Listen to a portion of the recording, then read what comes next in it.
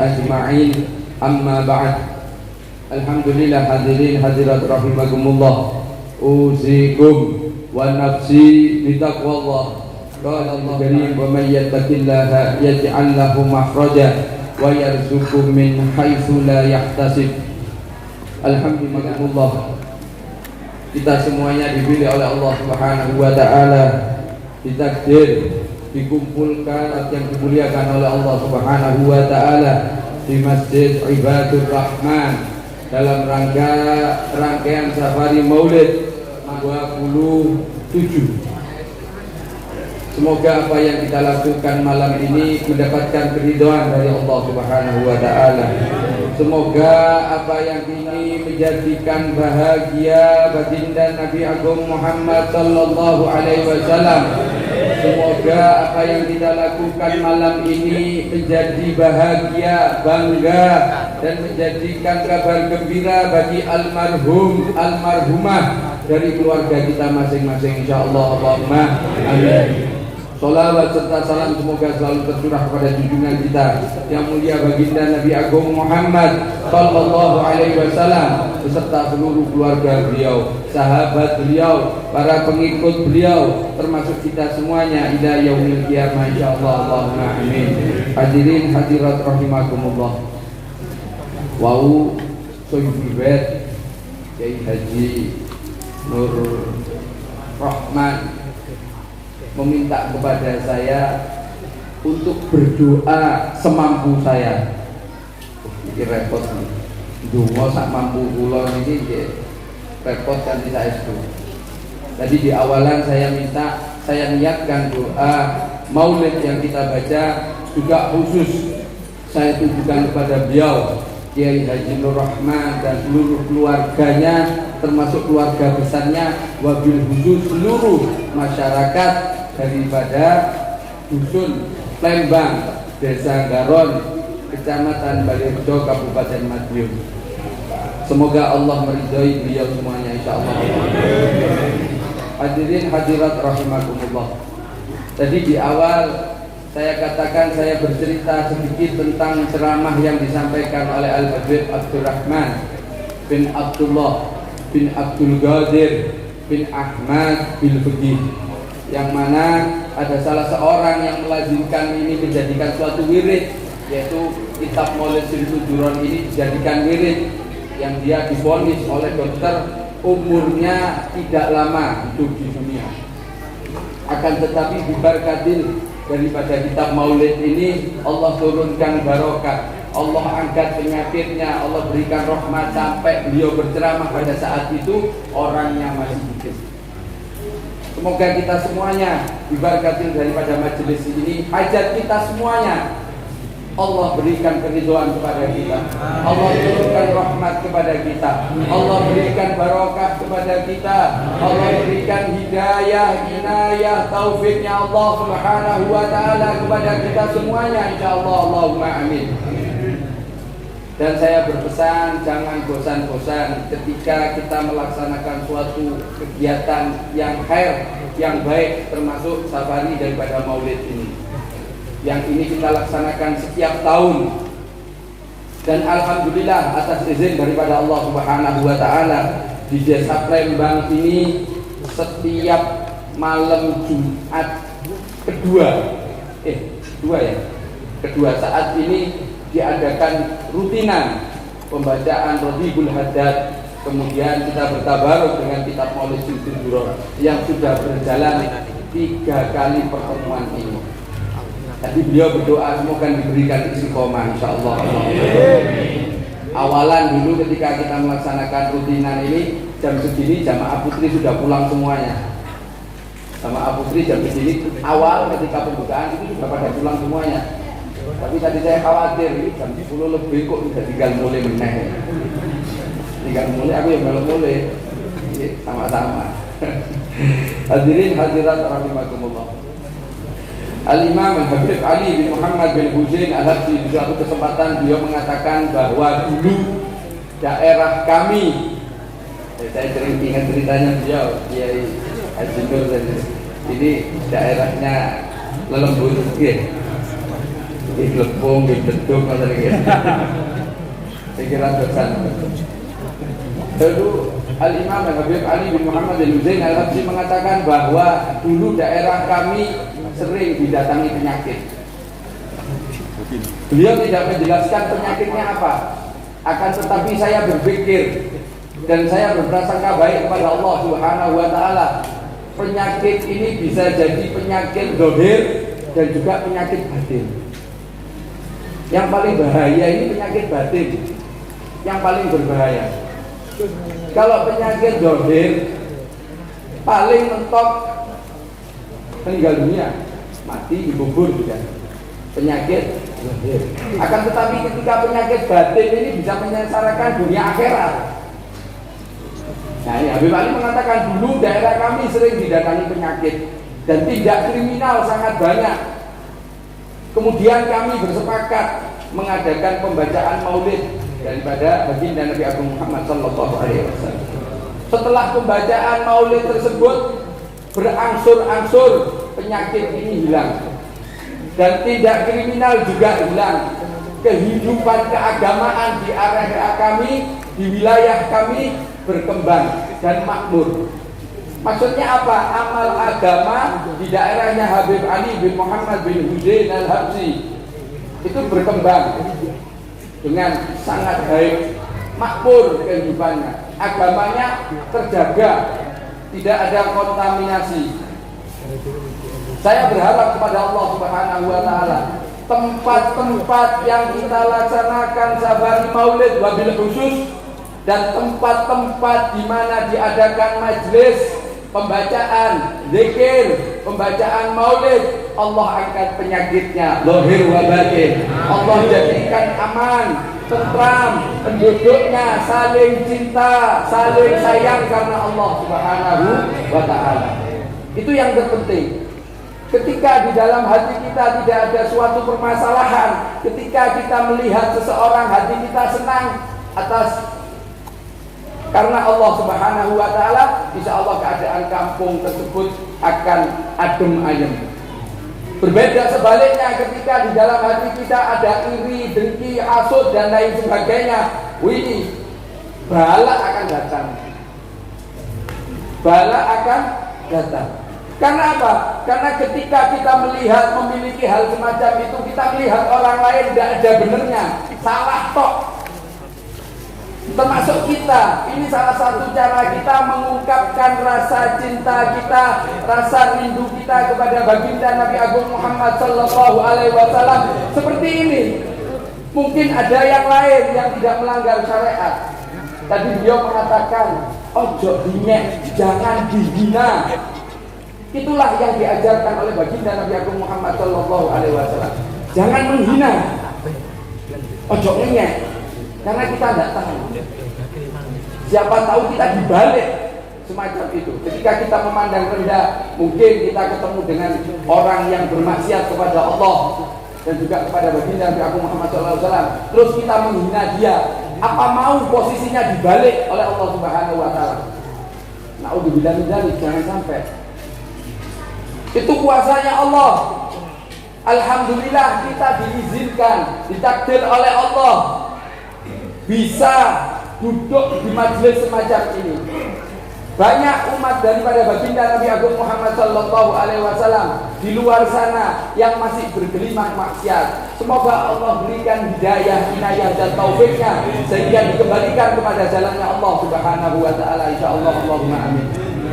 Jangan menghina. Bahkan dikisahkan di zaman Bani Israel ada seorang abid ahli ibadah yang mana ketika itu bertemu di satu perkumpulan dengan seorang yang ahli maksiat. Ahli maksiat ini tidak sengaja duduk bersebelahan dengan abid ini tadi, ahli ibadah ini tadi. Ketika ahli ibadah ini menyadari di sebelahnya ada seorang yang ahli maksiat, maka spontan ahli ibadah ini menendang orang ini tadi sampai terjatuh.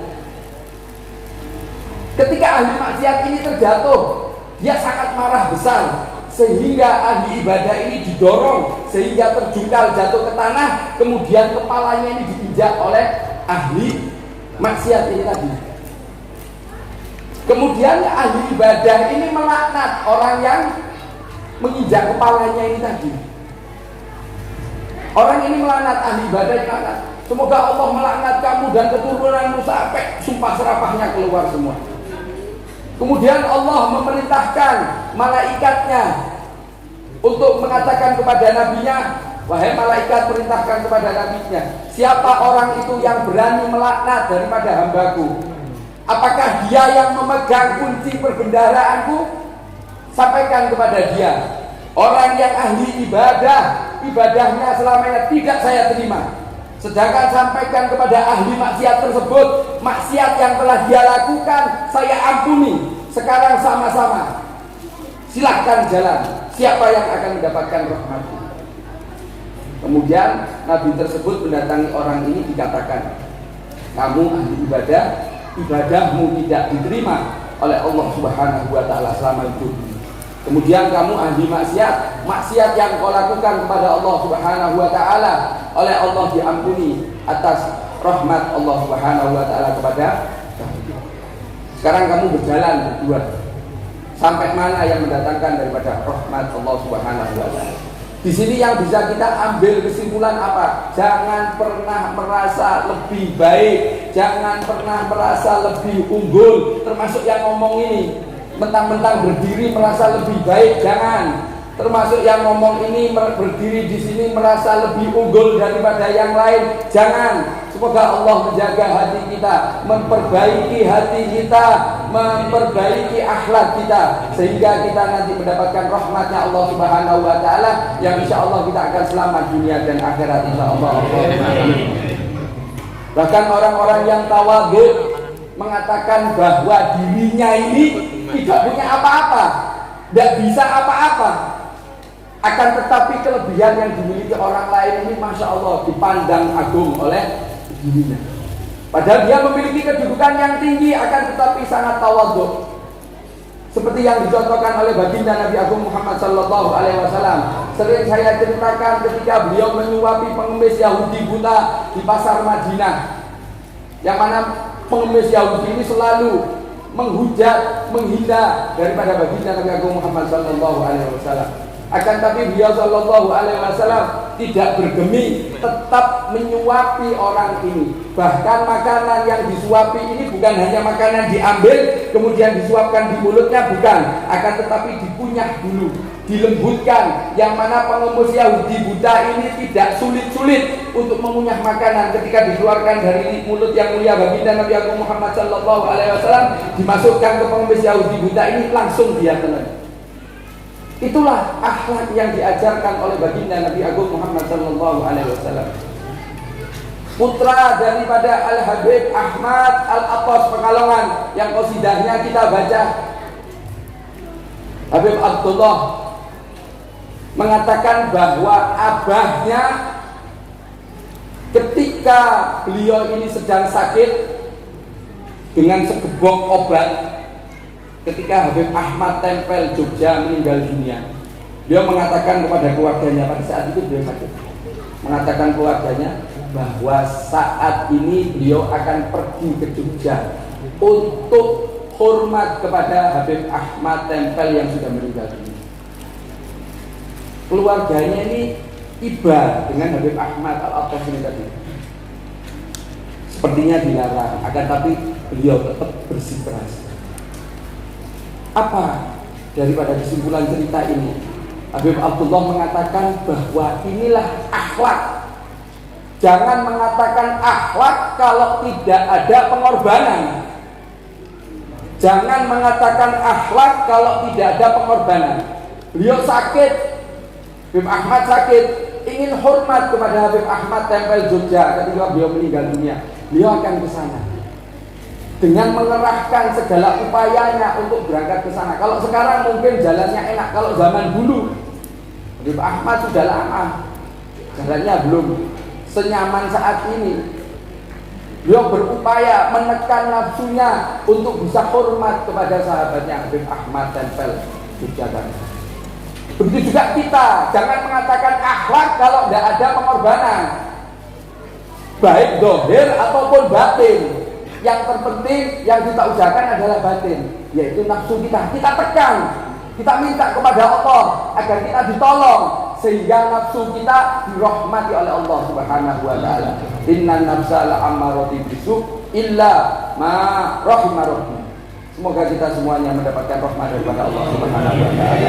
Banyak kekurangan dari saya, banyak kesalahan, ucapan yang tidak cocok, menyinggung di hati para jamaah. Wabil khusus ibunda saya, mohon dimaafkan kelancangan daripada putramu ini. Semoga Engkau memberikan keridhaan kepada kami semua. Amin. Anak-anakmu kau ridho. Ya Allah, panjangkan usia ibu kami, ya Allah. Panjangkan usia daripada kedua orang tua kami, ya Allah. Bahagiakan hatinya, mudahkan urusannya dunia dan akhirat, ya Allah, ya Rabb. Al-hadini wal bunyatin salihah min khairati dunya wal akhirah wa ila hadratin Nabi Muhammadin sallallahu alaihi wasallam wa salli wa sallim wa barik alaihi wa ala alihi al-Fatihah.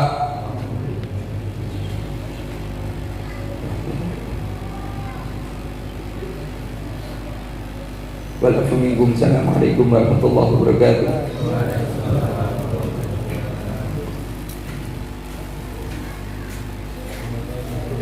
Bapak manusia mengundang ada sesungguhnya yang berdoa kasuhan pada ibu Bapak Martin Mujiono untuk berdoa wakil soal panggilan masyarakat. Semoga Sallallahu alaihi Nabi Muhammad.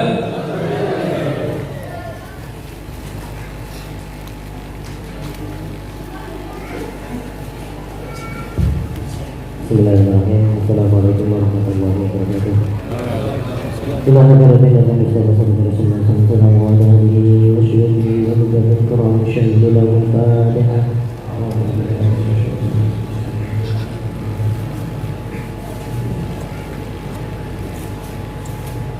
Dia kalau tadi hanya majelis Al-Fatihah.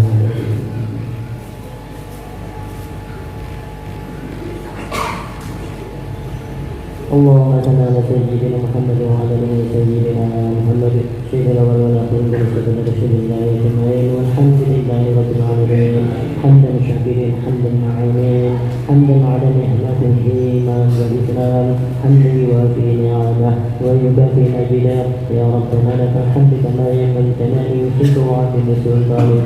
ربنا ظلمنا انفسنا وان لم تغفر لنا وترحمنا لنكونن من الخاسرين. ربنا ظلمنا أنفسنا وإن لم تغفر لنا ربنا ظلمنا أنفسنا وإن لم تغفر لنا اللهم اهدنا الصراط المستقيم صراط الأنبياء والصديقين والشهداء والصالحين. اللهم يسر لنا أمورنا، اللهم يسر لنا معرفتنا، اللهم يسر لنا قلوبنا، اللهم ارزقنا حلالا طيبا مباركا. اللهم إنا نسألك التوبة والإنابة والمغفرة إنك على كل شيء قدير. ربنا اغفر لنا ولإخوتنا الذين سبقونا بالإيمان ولا تجعل في قلوبنا غلا للذين آمنوا ربنا إنك رؤوف رحيم. اللهم اغفر لي ذنوبي ولوالدي وارحمهما كما ربياني صغيرا. اللهم اغفر لي ذنوبي ولوالدي وارحمهما كما ربياني صغيرا. اللهم اغفر لي ذنوبي ولوالدي وارحمهما كما ربياني صغيرا. ربنا هب لنا من أزواجنا وذريتنا قرة أعيننا واجعلنا للمتقين إماما. اللهم اغفر لنا ذنوبنا وكفر عنا سيئاتنا وتوفنا مع الأبرار. ربنا وآتنا ما وعدنا على رسلك ولا تخزنا يوم القيامة إنك على كل شيء قدير. اللهم بها اللهم بحسن الخاتمة. ربنا آتنا في الدنيا حسنة وفي الآخرة حسنة وقنا عذاب النار. وصلى الله على سيدنا محمد النبي الأمي وعلى آله وصحبه وسلم. سبحان ربك رب العزة عما يصفون والسلام على المرسلين والحمد لله رب العالمين. بشر الفاتحة.